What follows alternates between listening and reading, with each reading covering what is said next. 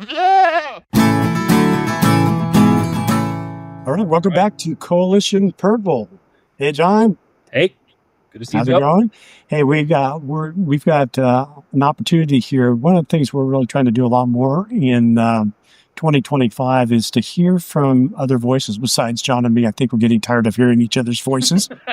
So we'd like to welcome Ken Good, who's one of our first guests here, and we really appreciate you taking the time. And Ken's a real focus area is on the topic of bail reform. And that's one of those issues I personally think has an opportunity to bring some people together if they can just sort of talk through the issues. So what we'd like to start out with, Ken, is first of all, just give us a little bit of background about you, how you got involved in this whole area of bail reform, and then we'll go from there. Well, first of all, thank you so much for having me on your podcast. So I'm an attorney. I've been an attorney for, I kind of hate to admit how long, 30-something years, probably 30, closer to 35. I think this is the 35th year. Yeah. I started out practicing law representing doctors in hospitals when they got sued, but I have always had a lot of interest in appellate work, so legal type issues. And so a bail bondsman got in trouble, and so he asked somebody, what kind of attorney do you need for this type of issue? And they said, well, you need an appellate attorney. And so that's what started my path down this road. I helped him out. I kind of clicked with the industry. Word of mouth spread. I represent several insurance companies statewide for Texas. And I'm on the board of directors of the Professional Bondsmen of Texas. I'm on the legislative team. We propose bills. I testify for the legislature. But then in addition to all that, I was asked to attend a federal hearing on one of these cases years and years ago. And I came out really upset because I thought the judge was making the wrong ruling. She was applying the wrong standard. And I thought she was just wrong. And so I came out setting off the alarms and saying, we have to become experts on these issues. And so over time, I've concentrated on becoming familiar with the legal issues. I've written numerous articles in this area of the law, and I've been proven correct. The judge on that case has been reversed 7 or 8 or more times by the appellate court on this case.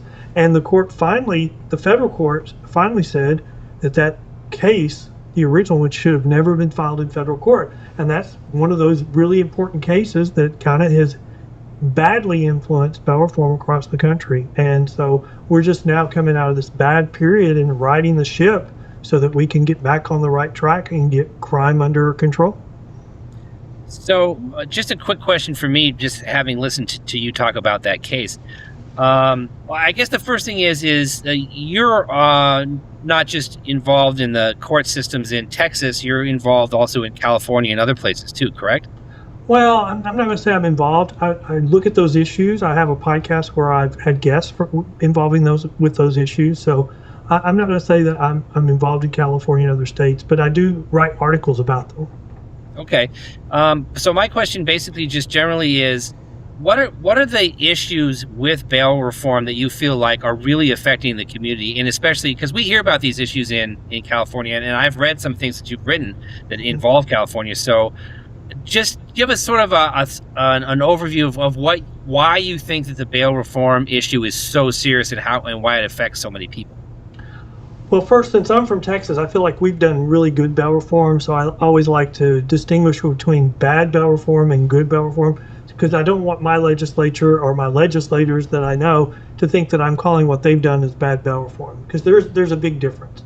And good bail reform highlights and emphasizes accountability.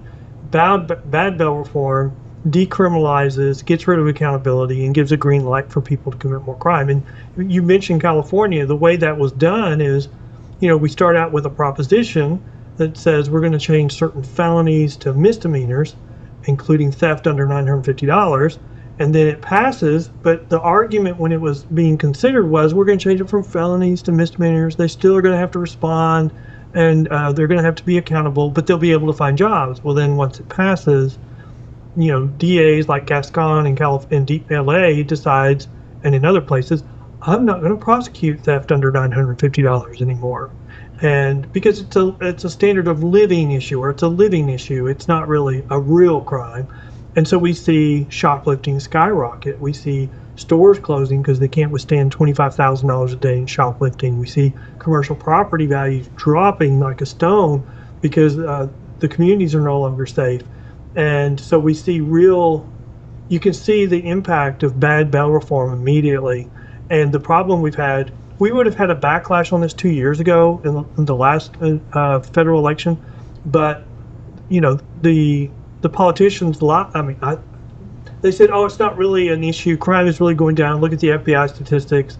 And so now 2 years later, right before this election, the FBI, it comes out that the statistics have been updated, changed, whatever you want to call it, and now we know crime is going up. And still they're not complete. They're still just a portion of the data. And so you can see that the backlash that we're having now is going to be much worse because it's been delayed through collusion and misrepresentation. Sorry, I know I'm sort of throwing the questions out here at the moment, but you're hitting on things that I think are very interesting. So one of the things that I've always been confused about as far as like where bail comes from is there seems to be different groups involved in determining how bail is applied. There's the legislature that passes the laws. There's the judges that make the ultimate decisions, the district attorneys that request things. And so when we talk about a backlash or reform or how we do things, what do we really need to address? Do we need different judges, different district attorneys, different legislatures? How do you see reform working? Well, I mean, this is one of those areas where I'm concerned that there's not a compromise because of the fight. It has so many levels of misrepresentation because you've got groups out there, and let's just say they're activists, but let's just call them for what they are. They recruit soft on crime DAs, and then they send them to seminars once they're elected where they say, quid pro quo, here's the policies you will enact. And then they have another group that issues pseudo studies that say if they enact those policies, it will not affect crime. And then they get press releases from the final group that sells the public on this is good for us and we will not increase crime. And then years later, when crime is increased, then they'll do backup studies saying, well, crime is not increasing because of reform. And so it's all smoke and mirrors. It's all a political agenda. It's not based on truth, but it's packaged as truth. And that's the reason why we're here where we are. So the reforms that we're seeing on the left, the reforms are to tie the hands of the judges so they can't hold anybody accountable. The reforms on the right are to take away the discretion of judges so they can't release people. Because, like in Harris County, they release violent offenders over and over and won't hold them accountable. So the legislature has a bill pending before it to take away some of the discretion to judges so they can't release violent offenders, or the magistrates can't. They have to go before the trial court judge.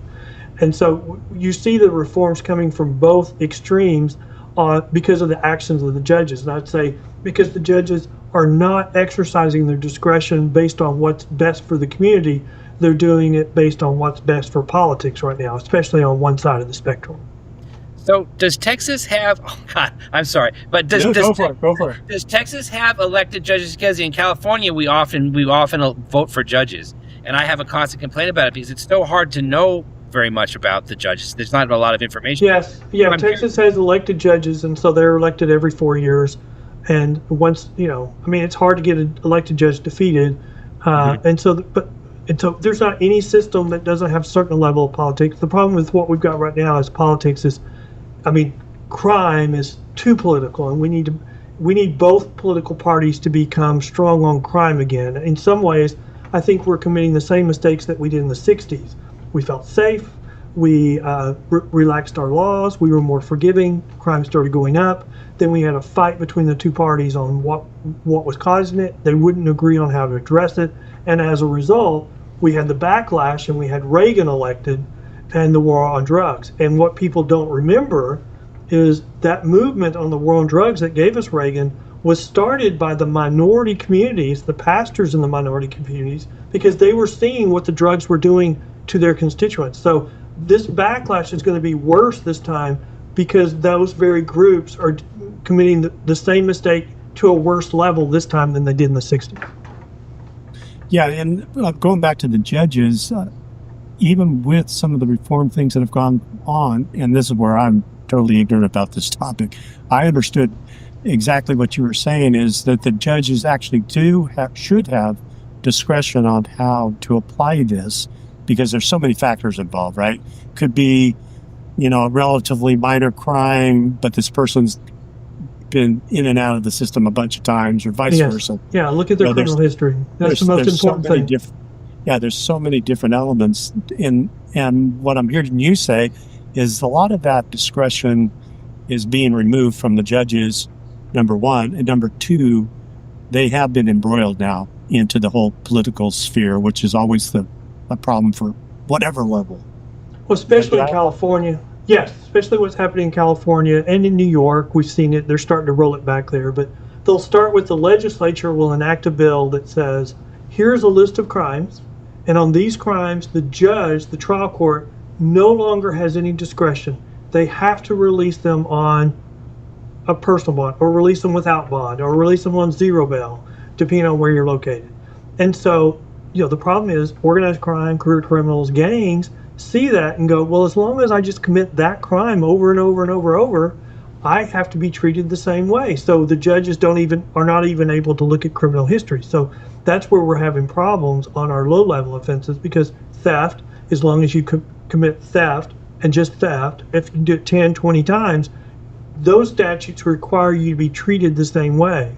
And if you couple that with these soft on crime district attorneys where they've been told they will no longer seek enhancements based on your criminal history or based on the amount of drugs you have. Drug dealers who are caught with 20 pounds of meth would normally get 20 years, but soft on crime DAs just charge them with possession of drugs, so they get 2 weeks. They don't get they don't follow the enhancements because that's part of the quid pro quo. Well, drug dealers, they see that as a cost of doing business, spending 2 weeks in jail.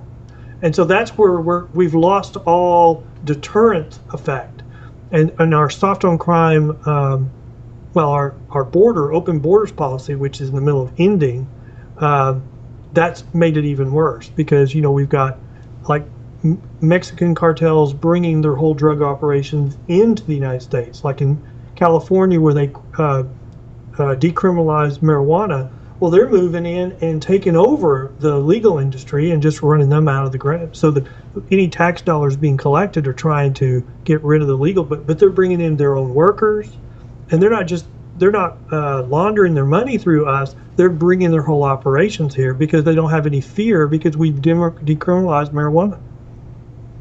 So that brings up sort of another interesting point that I've heard arguments about, like why people are released without bail sometimes, is that the jails and the prisons are so crowded that there's no place to put them anyway, so they have to be released. And when you talk about the migrant situation, like just recently we've heard that that ICE is running out of beds and they're opening up Guantanamo and all kinds of things. So I'm wondering, in your experience, is jail and prison space actually an issue, or is that more like a red herring? No, it's an issue. In fact, I would say the forced closure of prisons by one party is a backdoor way of forcing criminal justice bail reform. And California is a great example because their state prisons were full, over capacity, and so they had federal litigation over it. And so a panel of judges put a cap on how many people they could have in their state prison system, went all the way to the United States Supreme Court. And I would just point out that the minority then is the majority now, so it would have a different result if it happened today. But at the time, it was a 5-4 affirming. So everything that's happened since that case in California, they can call it a Safe Streets Act, they can help safety in school, what they can do, whatever they want to call it. But the purpose of those bills in California was to reduce the prison population because they were capped, and to release more people. And so everything they've done there is to address that because they refuse to build additional prison space. I mean, Schwarzenegger set aside money to do that, but he couldn't get it done. And there's no politician on the Democrat side in California that would ever propose additional prison space being built. So they have that backdoor push for reform because they're not going to expand their capacity, and that's probably whenever I see someone arguing for the closing of a prison, that's what I think of. This is a backdoor way to try to pressure the county to do prison reform, jail reform, criminal justice reform, bail reform, and it's really, really bad because you can't, like you said, when the jails get full, what do? Yeah. And the first thing you do is you release the lowest level offenders, and when you stop showing accountability to them, they see that as a green light to commit more crime. And so today's low-level offenders are tomorrow's felons. It's hearing this is just kind of like pulling a string, and unraveling a whole topic, because this reminds me a lot of the homeless topics, a topic that we've discussed over the past. And I'd love to get your thoughts on what is the answer to this, because with the homeless situation, and I'll get to my point in a second. It's like there's a core issue that so many of the homeless have either drug issues or mental health issues, that sort of thing. So how do you ultimately get the right balance to when it comes to bail reform? Bail reform is kind of a little small piece of a much bigger issue, right? Go back to the prisons. I mean, the argument on the prison part of it is like, well, if you continue to privatize prisons, then the incentive is hey, you want as many prisoners as possible because you got to make money, right? I mean, that's one of the arguments. I'm not saying it's right, but it's, I kind of get that part of it. But what is the right balance? How do you get to the point where your people are being treated fairly, depending on their circumstances when they get into the court system, yet at the same time have the deterrent effect, which I don't think anybody would argue with. I think most people are, very concerned about what's happening in so many communities. Well, I love that question because I think there's so many layers to it on how do you address that. And so it's very difficult to address all those different layers, in this format, but let me give it a try. So we do have a model that we can look to, and it's, we have this case, which is called Sanchez versus Alabama, that had to live under a preliminary injunction where they had to live under these ludicrous rules for like 4 years as to both misdemeanors and felonies. And so they couldn't hold anybody. And if they screwed up and they came back, you had to release them the same way. So they had to live under that for 4 years. And with all this pressure to settle. And, I did a podcast with the sheriff, and he was just a good old boy who said, this isn't right, we're not going to settle. And so they went up, and after 4 years, they won in the Federal Court of Appeals. And so they went back, they reinstituted accountability, they put consequences on people if they didn't show up for court, and what do you know? Within around 6 months, crime started to go down. So we know what to do to fight crime. I mean, we teach it every day in our criminology classes in colleges. The problem is we've gone through this period where we have activist groups say, don't look at what the numbers from law enforcement, which has historically been the most accurate and what we always rely upon. We've been told for this period of time that they're just blowing smoke at you. Don't believe them. We have the real numbers, and that those are all pseudoscience.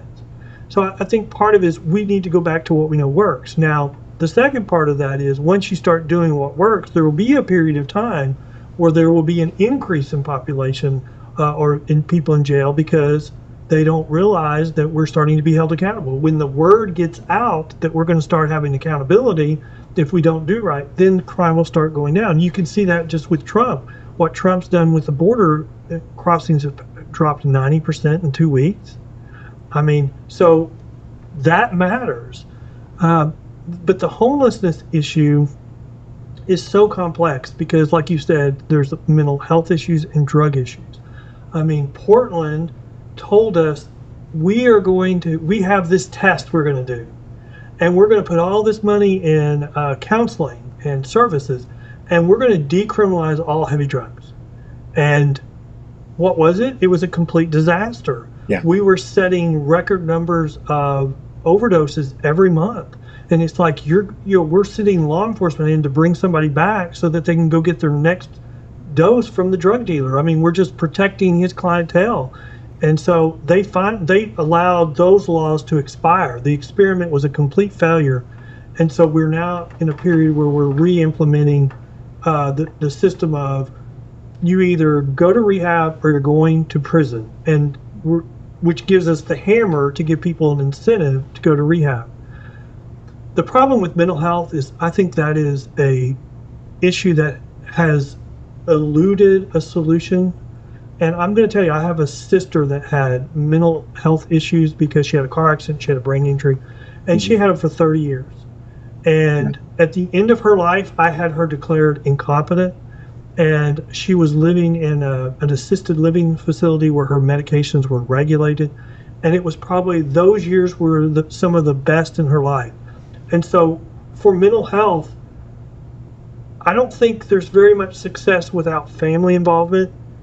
But the problem with mental health and drug addictions, they chase off family after a period of time because, they just get tired. And that even happened in my situation. The family got chased off, but after years later, I came back and I was her guardian at the end. So, from their best chance of success is having family involvement. And we don't have any program where we're pushing for family involvement. We're trying to solve it with money, and we're finding in California that just it becomes so much abuse and money disappears, and it's lining I mean, honestly, you can't conclude anything other than it's lining politicians' pockets. It's not helping anybody. Right. I'm curious, sort of along the lines of talking about the complexity of the issue and how to address it, and just sort of the general state of politics in California. I wonder, is the better approach to try and remove regulation and empower judges to have more discretion and go case by case? Or is it a better approach to try and get legislation passed that in some senses ties the hands of the judges, but forces them down the road of stricter bail requirements? Well, but here's the problem with both when you're tying the hands of the judges on either extreme. Mm-hmm. When you tie the hands of the judges on the left side so that they are forced to release more people, well, that causes crime to increase. The public's not going to stand for that. But when you tie the hands of the judges on the right side of the spectrum and you force more people to be held, that fills up your jails, the public's not going to pay for that. So the compromise between the two is really the private bail industry, because it doesn't cost anything to the public, and it also has the highest appearance rate of any release mechanism that's currently in use. That's the reason why it's been around for 200 years. So what I think the mistake, I think the pendulum is swinging so fast and so hard to the other direction that we're in some sense making the same mistake. But it's because the activists in these areas where judges are elected have now gone in and elected soft on crime judges. So we've got to get them removed from office and then stress the importance of accountability.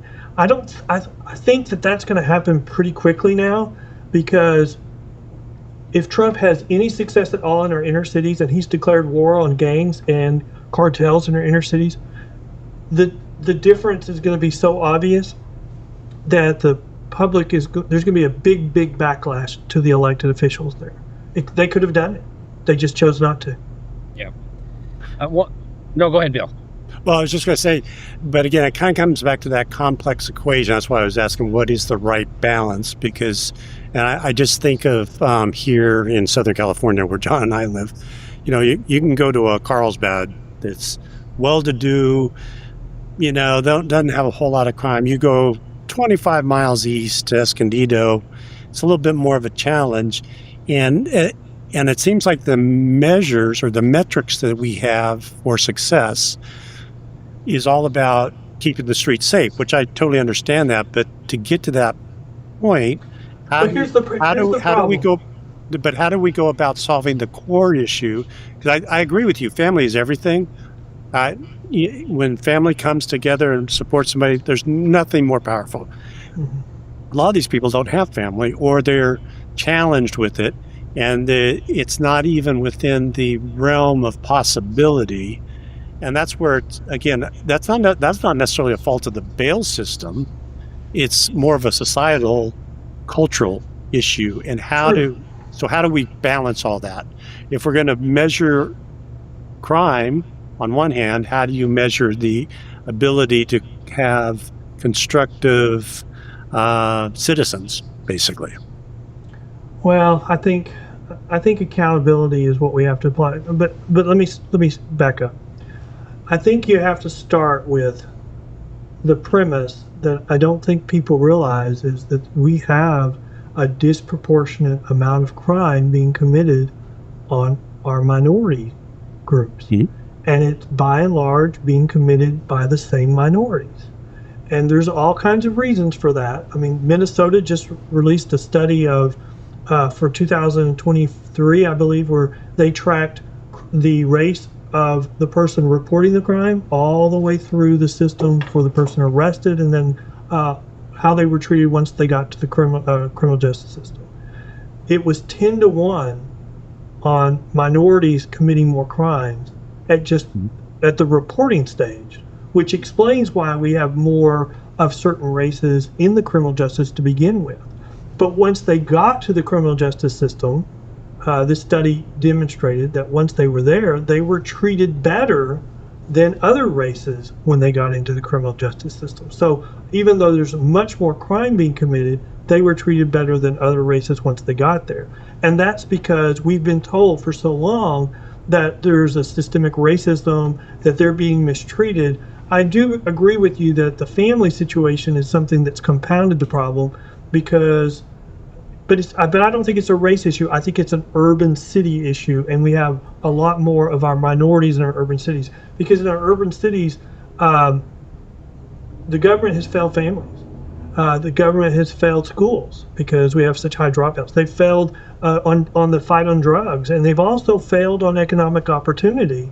And all of those things are compounded in the urban areas. And the reality, though, is if I get, I'm almost 64 years old. If I get to 64 and I can't be a productive citizen, the theory of criminology would say if I am going to continue to be a problem with public safety or a risk to public safety, then the option or the plan would be to put you in prison so that society is safer. That's the whole concept that we have.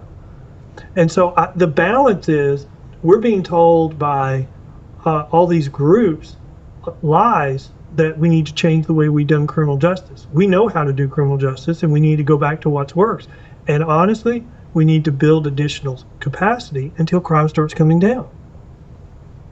Yeah, it's interesting to hear you to talk the way you do, because in many respects, I feel like you talk the way about things that we do, because it's a multifactorial problem. There's so many issues that impact on it in so many different directions. And in California especially, we have such a narrow view of how to treat any issue. Throw money at the problem, throw money at the problem, throw money at the problem. And we're generally devoid of ideas or solutions or even the ability to change directions when it's obvious that we're going in a wrong direction. So I really appreciate that your ability to express how many factors are really involved in these things, because that's something that we talk about on this podcast all the time.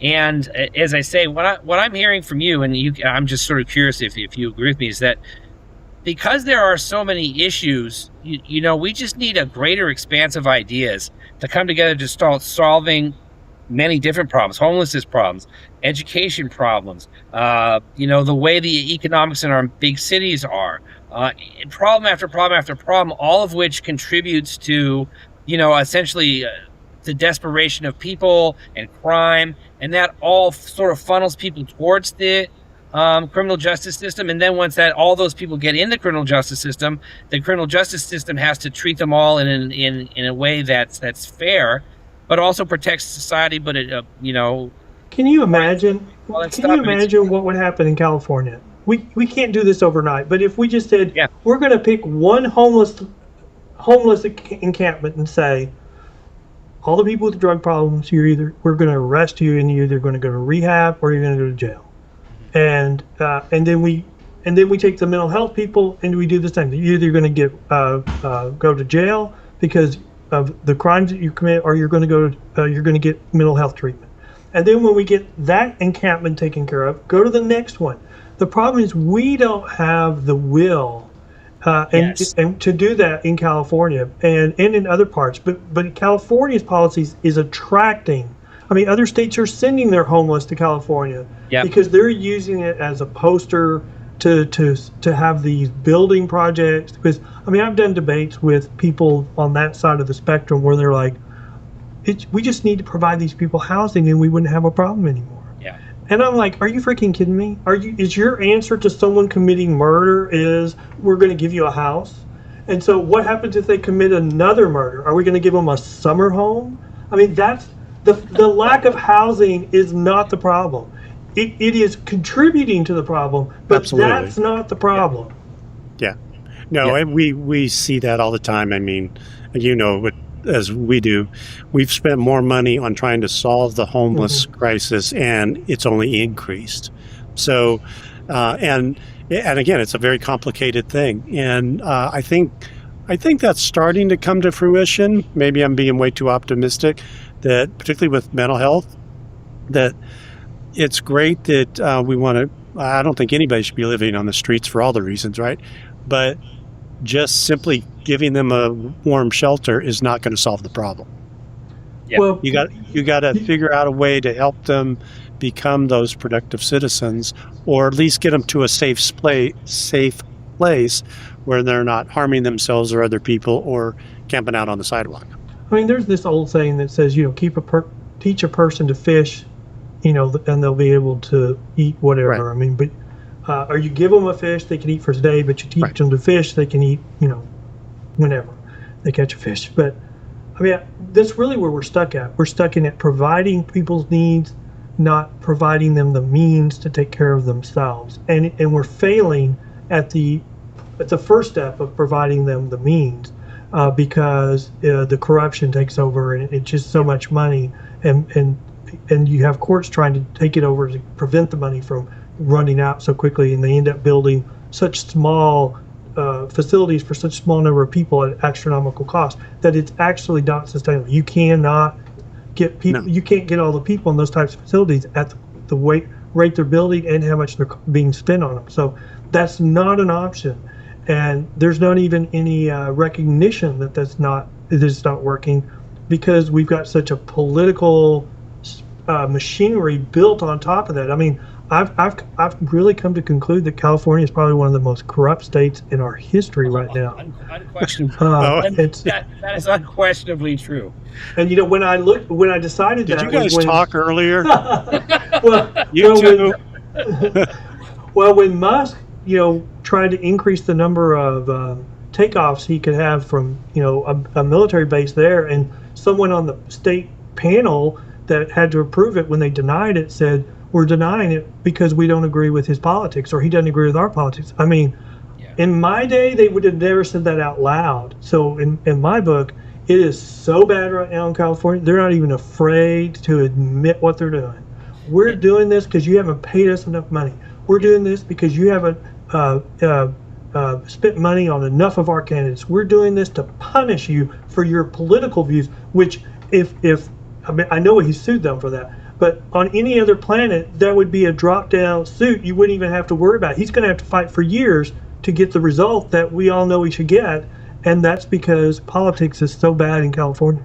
Yeah, and I just want to emphasize that point, because we essentially incentivize the politicians in California to keep doing what they're doing, because we keep reelecting them. Mm-hmm. As far as the politicians in California think, they're doing a great job. You know, they get reelected all the time. It's great for them. And so until we can have a different incentive, and what I would say is until we can start electing people who are willing to actually address the problems, because the California politicians won't address anything because it's not in their interest to do so. What if they propose something and it turns out badly? Well, then they risk not getting reelected, right? But as long as they just keep doing the same things they're always been doing, lying in the same way that they've been lying, being corrupt in the same way that they've been corrupt, seemingly they'll get reelected forever. Yeah, but we have dynasties in politics in California. Yeah. I mean, look at the Pelosi family. Newsom somehow related to Pelosi. Newsom wants to run for president, although I think the fires killed whatever was left of his chances of running for president. I think he's done. But then we hear Kamala Harris is thinking about coming back home to California and running for governor. Yeah. And she would be, I would say she would be a favorite because they'll clear out the Democrats and anoint her, and then the current state of California is a Republican can't win statewide because they have poisoned just the very name Republican. The Republicans that the people that used to be Republicans that are winning are saying now they're independent, and so we're in this dark period where. But it will end. I mean, I have a lot of hope that it will end because what we're doing is now not sustainable. I mean, look at the budget crisis in California right now. That will they'll have to force some way of addressing it. But eventually, the public's going to get tired of these things always happening like they do. Well, clearly you've been listening to our podcast. Obviously, I was quoting you. Yeah, right. Well. As the recovering Democrat on this call, who's no longer a Democrat, I mean, I think it's just indicative of what's happening really countrywide. Because you can kind of say the same things for certain red states where Democrats is a bad name, right? Where you're not going to be open arm in Iowa. Absolutely, Texas. Democrats. Texas is a good example.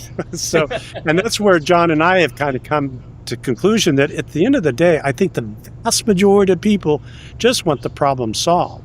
And it's like putting labels, whether they're Republican, Democrat, liberal, conservative.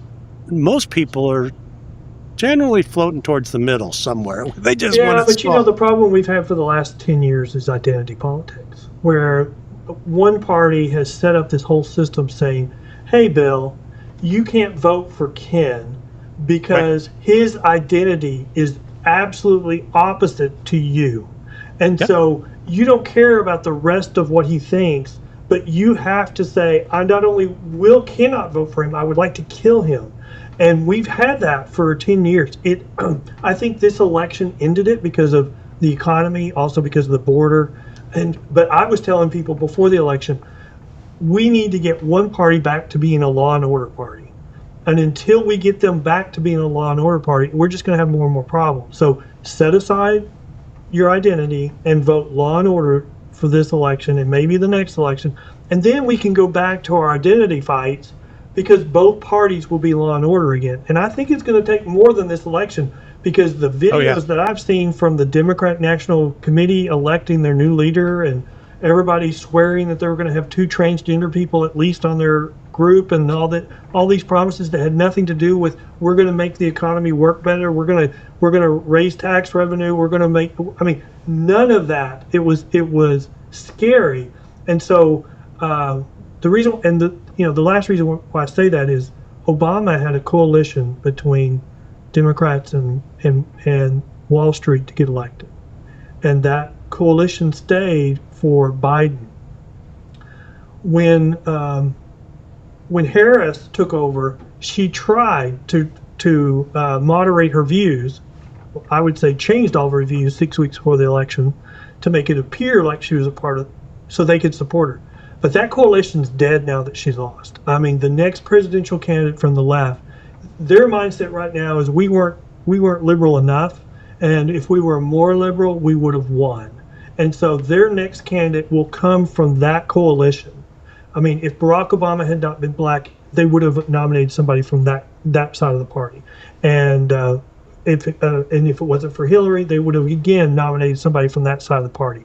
The reason why we had Hillary is because they knew that if they didn't nominate her, they would have been a far left candidate, which would have lost.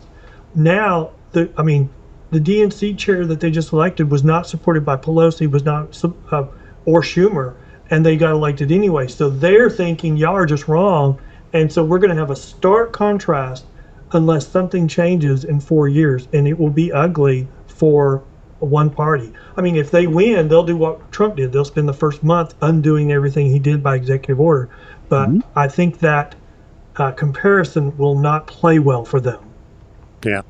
Well, we probably should start to wrap this up. We try and keep it to 30 minutes. We knew this was going to be a challenge to keep it to 30 minutes. Yeah. But, it was great to have you on, though. So much enjoyed talking to you. Yeah. Thank you. I enjoyed it too. No, it's absolutely great. And we really started to go down a road where we will go really crazy on the whole campaign finance reform. Because at the end of the day, all of this, I don't care what side you're on, it all comes down to money. Oh yeah, I mean, that is what is driving everything on both sides. Absolutely. And I know we're winding down, so let me just make this one point. Texas has always been a conservative state. Even when it was a Democrat state, it was a Democrat conservative state. Oh yeah. But now there's no room in the Democrat Party for conservatives, so they've chased them out. And so in Texas, to be a Democrat, to run statewide, you have to take positions that will then allow you to raise money. But the positions you've taken will negate your ability to win statewide. And so Democrats on statewide races in Texas lose by 13 points now because the positions they take allow them to raise the money to run, but force them to lose the election because we're a conservative state. Yep. No, it happens both in the blue and red. And that's where, if we had any mantra of this show, I think John would agree, is we've got to figure out a way to de-incentivize from a financial standpoint all this stuff, because it's just it's the political industrial complex across the country. Well, I don't disagree with you, but is there another candidate? Is there another human alive today other than Trump that could have withstood what he went through and won the election? I don't think there's another Republican. I don't think there's another person alive right now that would have been able to withstand the attacks, the litigation, everything, and then have a chance at winning. They would have resigned or withdrawn from the race, or they wouldn't have had the money. One of the things that I bring up from time to time, and I think it actually, now I'm going to run over, but is that I don't think that people appreciate quite how close we came to really losing our democracy, our election, for the financial suit that was in New York. Trump was on the line for like $500 million. If he doesn't sell his interest in True Social like that day, New York State starts confiscating his campaign finances and locking down all of his accounts. So we were 12 hours away from not having an election.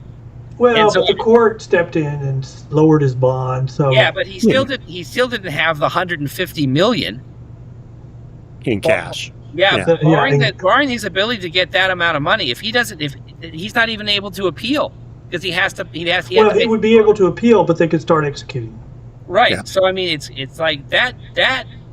When you talk about, could any other candidate have come up with $150 and that's what he wanted, though. That's what they wanted. They wanted to be able to start collecting and executing. I mean, it was all about, it was destroying him. I mean, I know we're over, and we all said that now, but Biden's whole strategy for re-election was this litigation, have Trump be convicted, call him a convicted felon, have the Republicans run from him, and then it didn't matter what Biden's mental state was. That was his whole strategy, or their whole strategy, for him to win re-election. And when it didn't work, and I said at the time it wouldn't work because it was too soon. Yeah. I mean, it happened too early. The public is going to forget about it, and that's exactly what happened, or get used to it. But who else other than Trump has a picture being arrested? He makes it a T-shirt and sells it all over the place, and he's mimicking that shot where he lowers his brow, looks at the camera like he's angry. I mean, that's almost his official portrait now as president. If you look at it, he's trying to copy that. Yeah. But but as far as the singular candidate goes, just to reinforce this one more point, name me another candidate who ran for president that could have come up on the drop of a dime with $150 million of their own money. Yeah. Yeah. So, no, that's crazy. Well, but also, I mean, there's been a couple of statements made by Trump that I completely agree with, and one of them is we will be studying and seeing movies about these Trump's 2 terms and the elections to get him off for the rest of our lives. I mean, I could just imagine the first movie where it ends with him getting reelected, and all the closing credits are all of these people getting fired, all these people losing their jobs, all these people, these agencies being closed. That's just the start of his second term, and that's just the closing credits. It's that incredible. And then the success he's had in 2 weeks. I'm a Trump guy. I'm one of those people who would have walked over. I would have walked over I would have crawled over broken glass to vote for him because I thought he was mistreated in the White House and for re-election. I think his intelligence does not get enough credit. He is. My favorite meme is of Trump said during the first time in the White House he was doing something he was uncomfortable with. He was pretending to be a politician, which if you think back, that was probably his biggest problem. He was talking when he shouldn't because he's not a politician. But in his second term, the meme was saying he's doing what he does best. That is taking over a bankrupt company. Yeah. Actually, I would say that's one of the things I've noticed most about Trump from the first administration to the second one is that in his first term, because he was trying to be a politician, he spoke in many respects, I felt, like a politician from time to time, where he was trying to get this canned message across. And you see this all the time with politicians where they're trying to remember what the correct talking points are. They don't just talk. In the second one so far, since he's been elected the second time, he speaks much more just like a regular person. It's just like, I'm just going to tell you what I think, and that's what it is. And so, as I say, I think that his action on reform and his desire to sort of like go for it immediately is what he really needed to do in the first term, and he really wasn't able to. But it's interesting to see it now in the second term. Well, if he'd have won re-election 4 years ago, he would have had a Republican House, a Republican Senate probably, and he would have probably not been able to do anything and would not have gotten any of his agenda passed, and he would have been a mediocre president. Now he's got a Republican Senate, Republican House for at least 2 years, and he's much smarter, and he's got a man on a mission. I think that the history will treat him very favorably as a result of circumstances. He's benefiting from it, and I thought there's a moment when I thought he's going to win, and there's two things that happened. Number one, he was much more comfortable in the election. I mean, when he was running, he was just very comfortable. But second, when the FBI statistics changed suddenly, and it was discovered a month before the election, and the Democrats have been quoting those statistics for years, saying crime's not going up, just look at the FBI statistics. And then a month before the election, we discovered that they'd been changed, and they showed crime was going up. They're still incomplete. I'm like, Trump's going to win because they changed that because they don't want to do it after he gets in office. They want to have done it before he gets to office. And I'm like, he's winning, and this is going to be incredible. Well, on that, thank you so much for joining us. Yeah, and I would say we should probably get back together in like 6 months and see what happens. Yeah, that's a really good point because, Grover Cleveland's the only other president who had non-consecutive terms, and he left office with really, really low approval ratings because whatever he did, he continued the mistakes of the first term. And so that's the risk that Trump has is repeating those mistakes. And he may very well do it because he is Trump. But I'm betting on the long shot because he wins every damn time. Yeah, well, that's it'll definitely be interesting. And within 6 months, we probably will own Greenland and Panama and the Gaza Strip. So no, you're missing the point. He never wanted to own Panama. He wanted a better deal. So he started out demanding ownership. And what did he just announce yesterday? A better deal. Our government ships aren't even going to be charged to go through. I mean, people think he means these stupid things. He doesn't. It's negotiation. Yeah, we'll see how it goes. We'll make a date for a few months from now and see how things turn out. Well, but all good. If you're right, you need to get me back and say, told you so, told you so, told you so. Exactly. And I'll sit here and I'll just take it. Damn it, you're right. Damn it, you're right.